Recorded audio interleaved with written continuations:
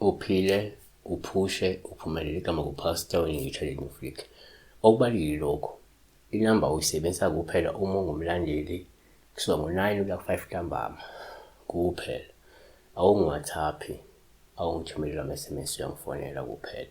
Kusuka ngoMsombuluko kuLwesihlanu kuphela. ngoMgqibelo ngizoba busy, Sunday ngisesontweni. Sibeke la uzinhle ethandiwe. Greetings pastor Weningi, ngicela ukubuza la. Kuthi kusho ukuthini uphupha ugibele isikebhe elwandle? I don't know ukuthi isikebhe, it may be a boat, a canoe, a ship, etc. But asenze kanje. Number 1, ngokwesintu uma uphupha isikebhe, upha uluhluma osigibele, lungasho ukuthi kungenzeka unobizo nohambo lukamoya olukulindile ozolithatha ngokuhamba kwesikhathi. 2, kuyenzeka futhi uma uphupha isikebhe upha uluhluma osigibele olungakhomba la ukuthi kungenzeka uzoba nenhlanhla uphinde uphumelele kokwenzayo naphezu kobunzima ney'nkinga esuke zikukhumethe. Amahubo 107:23.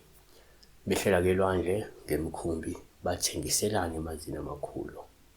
3, kwesinye isikhathi uma uphupha isikebhe uphawu olungaluhle uma usigibele lungabe lukhomba lapho kungenzeka kukhona uhambo olude futhi olubalulekile oluzayo.